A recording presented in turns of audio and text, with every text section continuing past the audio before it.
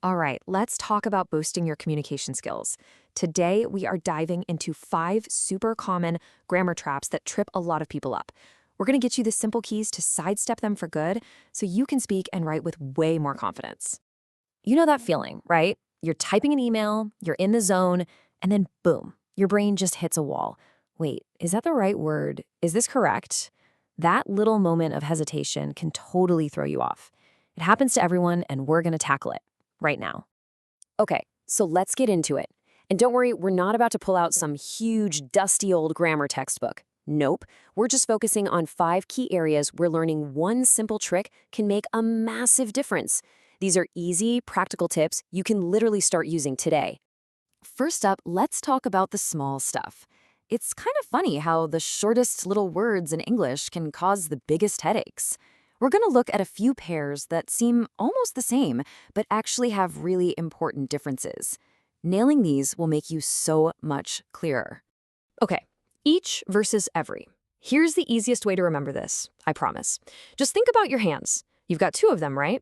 So you'd say, I have a phone in each hand. You can't say in every hand because every needs a group of 3 or more. So that's the rule.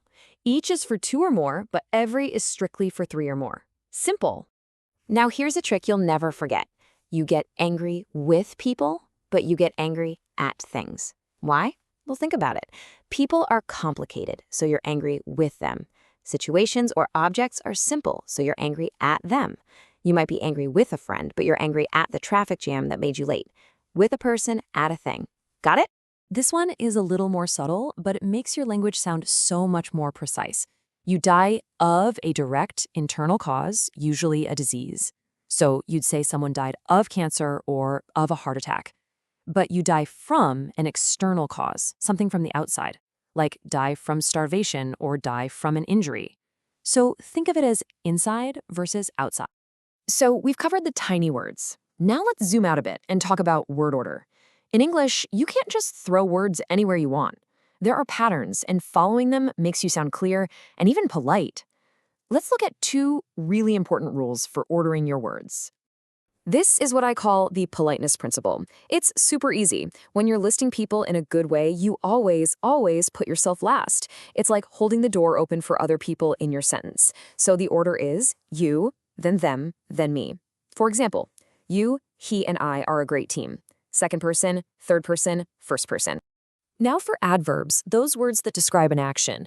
When you've got a few of them together, they follow a special order. The magic letters to remember are MPT. That stands for manner, place, time. Basically, how, then where, then when.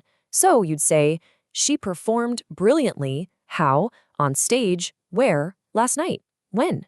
It just sounds right because it flows logically. All right, get ready for this one.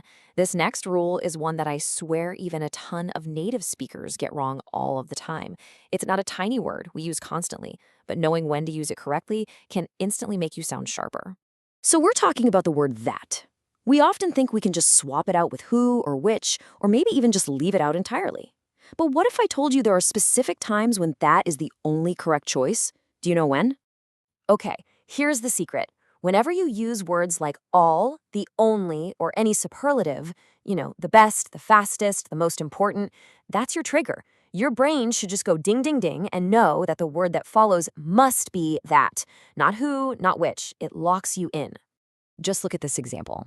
Because we said the best, a superlative, the word that becomes absolutely mandatory. This is the best that I can do. It sounds so much cleaner than saying the best which I can do, right? It's a small detail, but it makes a huge difference. Hey, speaking of locking in the right word, let's talk about connecting words, prepositions. This is another area where one tiny common mistake can really stand out, especially when you're making comparisons. Check out these words: senior, junior, superior, prefer. See a pattern? They all kind of sound like they came from Latin, right? Well, that's the key. These words don't play by the same rules as other English words. They don't compare with than. They compare with to. So he is senior to me, not senior than me. You prefer coffee to tea. Just switch than to to, and you'll sound incredibly polished. And for our final tip, let's do a little spring cleaning for your language. Sometimes being a great communicator isn't about what you add, it's about what you take away. We're going to look at some phrases where we're basically saying the same thing twice. This is all about cutting out the fat. To return already means to go back, so return back is just extra. Past history? Where else would history be? An agreement has to be mutual, otherwise it's not an agreement. By cutting that one extra word in each of these, your sentences become so much cleaner, sharper, and more direct. So, when you pull it all together, what's the big takeaway? Is this just about following a bunch of boring rules? I don't think so. Every single one of these tips is really about one thing: clarity. It's about making sure your ideas land exactly the way you want them to. So maybe the goal isn't just to be correct, but to be perfectly crystal clear. What do you think?